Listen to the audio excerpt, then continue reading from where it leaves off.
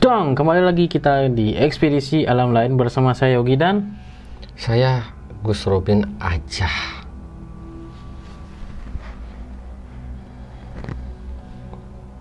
Beneran aja. Beneran aja. Nggak ada lagi lanjutan gitu ya. Itu aja dulu. Seperti biasanya ya, nggak ada. Mungkin nanti di akhir ya. Di akhir nanti.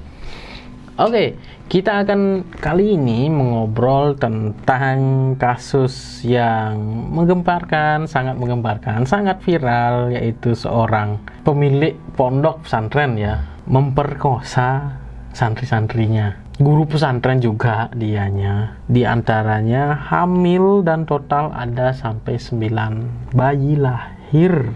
Luar biasa ini orang, aduh. Dan setelah ada persidangan kemarin disebutkan jika orang ini telah memperkosa santrinya sejak tahun 2016 dan menyetubuhi santriwati hampir setiap hari.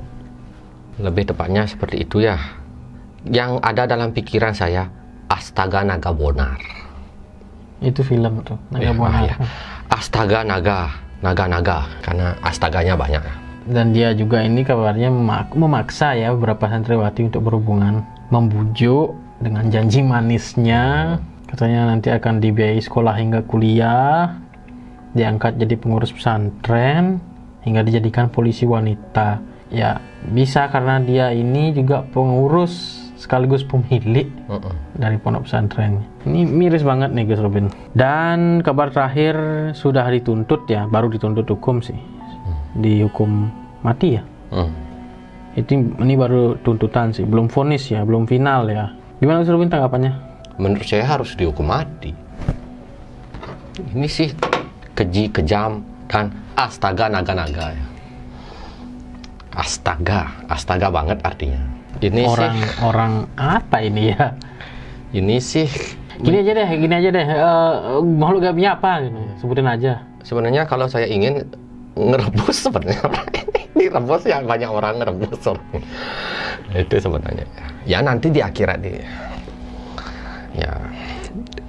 Ini saya ini dosa, salah satu dosa yang tak termaafkan, dosa sampai kiamat, alias akan masuk ke neraka. Kalau orang muslim bilang jahanam. Orang ini termasuk astaga naga dan jahanam. Ya, selamat jahanam. Anda mendapatkan tiket masuk terbaik VIP ya ke neraka jahanam. Wow. Ya. Inilah caranya ya. Kalau mau VIP ke neraka jahanam, silakan, caranya seperti ini ya. Sebenarnya kasus yang seperti ini banyak sekali ya, tapi belum terungkap ya. Banyak yang sudah terungkap. Tapi banyak juga yang belum terungkap. Iya, banyak yang belum terungkap dan banyak yang sudah terungkap. Bukan saya takut atau bagaimana. Sebentar sosok gaibnya ya, saya menceritakan tentang ini dulu. Ya. Nah, secara tertutup pesantren itu menurut saya kurang bagus. Saya ingin, saran saya, pesantren itu secara terbuka dan orang tua bisa menengok anaknya, putra-putrinya ke sana setiap minggu atau setiap beberapa hari sekali. Atau nggak ada waktu tentu gitulah. Misalkan kalau ada yang mau jenguk ya jenguk, silahkan gitu ya. Nggak ada waktu tertentu, diizinkan harus. Dan pesantren itu harus diawasi oleh negara sekarang. Dicek. Masuk kurikulum gitu maksudnya? Iya, dicek harus. Karena sangat berbahaya, karena sangat tertutup menurut saya. Karena kan anak-anak ya. Anak-anak gampang sekali di mindset, diatur ulang pikirannya, dikasih angan-angan yang bagus, dihasut. Hasut ya. Ini paling mudah karena anak-anak remaja itu labil. Gampang banget gitu ya. Namanya seperti orang bilang, oh ini ababil, ABG labil. ABG itu labil. Ya kalau ada ABG yang keras hatinya, mau diperkosa melarikan diri. Jika terjadi hal yang seperti itu, kalian mau dipaksa dan mau diperkosa, kalian melarikan diri saja dari pesantren tersebut. Lapor sama tetangga yang jauh atau tetangga dekat. Kalau bisa tetangga agak jauh. Takutnya tetangga dekat itu ada kong kali kong dengan yang pemiliknya. Yang agak jauh tetangganya. Atau langsung ke polisi. Seandainya ada kasus seperti itu, pemaksaan. Paling banyak sih pemaksaan pada wanita. Banyak sekali kasus-kasus yang sudah terungkap dan saya sempat lihat di YouTube juga seperti itu. Ya, beberapa waktu lalu juga ada sepertinya bukan pemerkosaan gitu ya, bukan, tapi kekerasan ada juga. Banyak sekali dari dulu, tahun-tahun kemarin, hampir banyak sekali kasus-kasus dalam pesantren. Karena inilah yang tertutup. Saya ingin terbuka.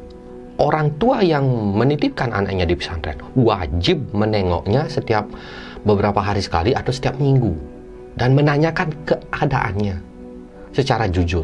Jangan mau diiming-imingi ini itu, jangan mau dihasut. Dan seorang anak itu harus wajib melaporkan secara jujur jika ada tindakan-tindakan seksual. Kekerasan juga ya. Kekerasan juga bisa. Atau pembulian mungkin juga bisa ya. Ya karena kan ini rentan sekali 3 hal ini ya. Ya, rentan. Pembulian, kekerasan, dan pemerkosaan. Nah, itu saran saya. Nah, kalau sosok gaib yang seperti ini, jin iprit. Jin iprit. Ini nih saya penasaran. Jin iprit. Jin iprit ini tugasnya ya gitu aja ya. Jin membisikkan iprit aja ya. itu adalah jin neraka. Jin yang sebenarnya bentuknya seperti api-api di sini. Bertanduk. Ya, iprit ya. Iprit, kupingnya besar, bertanduk, berapi-api, bertaring. Ada yang bersayap, ada yang enggak. Sayapnya seperti mirip-mirip kelelawar atau sayap capung. Ada juga yang enggak. Tapi dia itu seperti kulitnya itu terbakar. Nah, jin iprit kenapa ingin menghasut, suka menghasut orang yang suka minum minuman keras, menghasut orang yang suka bermain wanita seperti ini, menghasut orang agar suka berjudi, karena agar dia ada teman di neraka. Dia datangnya dari mana nih? Dari neraka? Dari neraka. Sengaja datang ke Iya. sini untuk mengajak manusia. Iya. Menghasut ya? Menghasut manusia, menarik manusia agar dapat neraka. Nah, ketika di neraka, jin iprit ini bisa membuat kelompok belajar. Enggak, bisa saja dia itu dijadikan budak. Orang ini yang dihasut. Kelompoknya? Maksudnya ini kelompok gimana maksudnya? Biar dia punya pasukan. Karena maksudnya direkrut gitu ya. Ya, Untuk apa pasukannya? ya, untuk melawan Tuhan. Jika pasukannya sudah banyak, jin iprit ini akan memiliki seorang pemimpin, yaitu iblis. Iblis yang akan keluar dari neraka kalau sudah banyak pasukannya dan menentang Tuhan. Intinya jika dia dapat menghasut orang tersebut, maka kekuatannya akan bertambah banyak.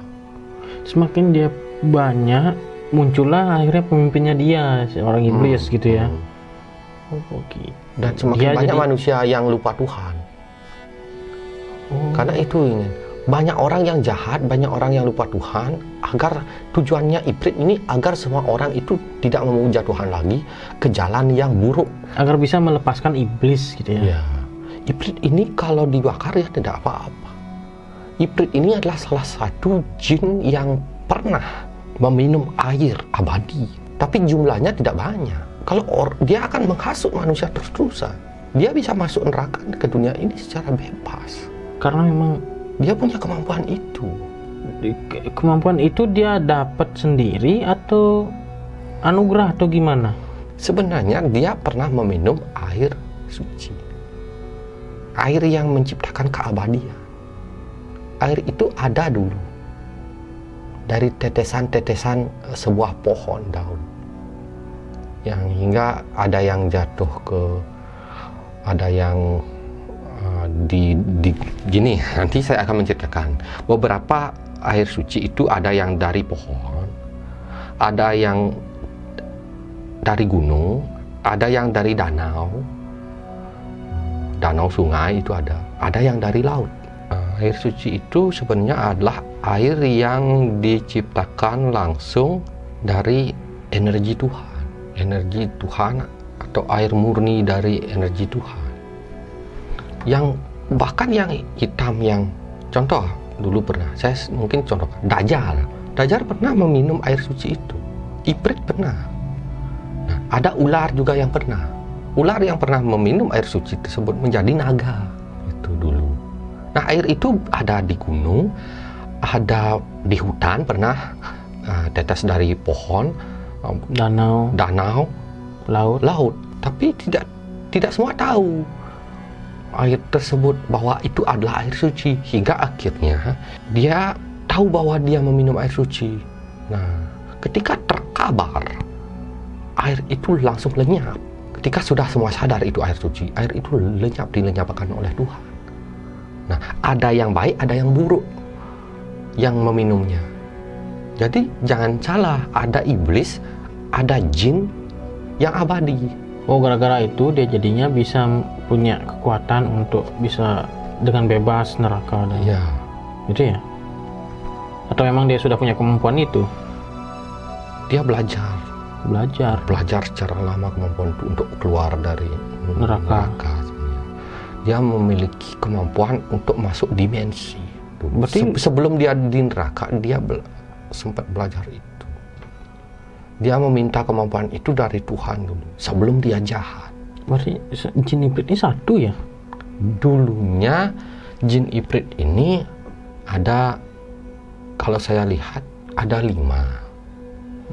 Entar dulu, ini kok jadi ngomongin jin ifrit? Nah, ini nanti akan diceritakan ya tentang kisah jin ifrit ya. Nah, lebih kisah lengkap. air suci, iblis, Dewa, malaikat, iblis, dewa, malaikat, jin, itu. Dan segalanya. Siluman ya, dan segala. Intinya air suci dan makhluk gaib. ya. Oke, berarti Nanti akan diceritakan. Nanti kalau saya ceritakan di sini panjang. Padahal ini menceritakan Heri Wirawan, nggak nyambung ke sana jadinya. ya, melenceng Nanti jauh. Oke, kita kembali lagi ke Harry. Berarti ini jin ifrit di belakangnya ya. Bisikinnya seperti apa dia ke si ini? Nah, bisikinnya seperti itu. Perkosa. Ya. Kamu tahu kan rasanya seperti apa? Lakukan. Itu di otaknya ternyata. Di otaknya terus seperti bisikan-bisikan setan, bisikan-bisikan jin, bisikan Tapi sesat. padahal dia kan guru pesantren tuh ya. Ya karena nafsu naik. Manusia juga ya. Manusia juga. Ada manusia juga. Mau dia itu orang pemuka agama, mau spiritual, orang berpangkat, apapun namanya, semasih dia manusia. Meskipun apapun namanya makhluk Tuhan, itu mempunyai hati, mempunyai rasa, mempunyai yang namanya hilap. Tapi ini bukan hilap lagi, tapi ini memang dianya sendiri yang mau ya. Mau. Dan ditambah dengan bisikan itu ya udah. Ya, mindset ke otaknya. Terlampaui jadinya ya. Ya, apa namanya, imajinasi, hayalan, dan dia memang sudah merasakan nikmat, ya merasa aman, merasa nyaman dengan semua itu ya. Sampai 2016 sampai 9 bayi ya. Wow. Nggak kebayang, saya kasihan sekali sama korbannya. Kalau bisa direbus ya direbus sama rakyat aja merebusnya. Predator nih orangnya. Kok bisa ya? Sampai ya ampun. Ini paling ekstrim menurut saya. Nah, sosok gaibnya yang itu, nah memang sih ada seperti genderuwo, apa kuntilanak itu. Mungkin kalau jin-jin yang seperti itu seandainya melakukan hubungan badan ya, terus ada bekasnya, itu bisa jadi genderuwo, bisa jadi kuntilanak, bisa jadi jin. Apakah nggak ada sosok baik sana? Nggak ada. Sosok, ingat satu, sosok gaib yang ikut pada orang itu jika dia baik. Tapi ini masalahnya dia buruk. Jadi yang ikutnya buruk-buruk ya. Pendamping gaib atau kodam seseorang dilihat dari tingkah lakunya. Kalau dia sosoknya baik, kodamnya baik. Kalau sosoknya baik atau buruk, kodamnya baik dan buruk. Kalau sosoknya buruk, pasti buruk. Kebanyakan manusia kodamnya baik dan buruk. Tapi kalau ini si buruk semua. Ya, si Harry ini, dia itu buruk semua. dan sosok baik sudah keluar, nggak ada di sana jadinya. Udah nggak mampu lagi ya. Apalagi ada Ifrit. Ifrit itu jinnya. Ifrit itu adalah salah satu nenek moyang jin, anak murni iblis. Ifrit. Ya, artinya wah lah ya. Wah lah dia, nenek moyangnya jin ya. Dia sudah kelasnya sebenarnya sudah di tingkatan iblis, iblis Ifrit, iblis jin Ifrit. Lebih tinggi ya. Ya. Kastanya itu setara dengan iblis, karena dia memang iblis sebenarnya, anak iblis. Kalau menurut Gus Robin tadi, ini kan orang pantasnya direbus ya. Ya saya cincang aja nih. Direbus, dibakar hidup-hidup saja. Digeprek aja sekalian. ya kita ikuti hukum di Indonesia yang berlaku.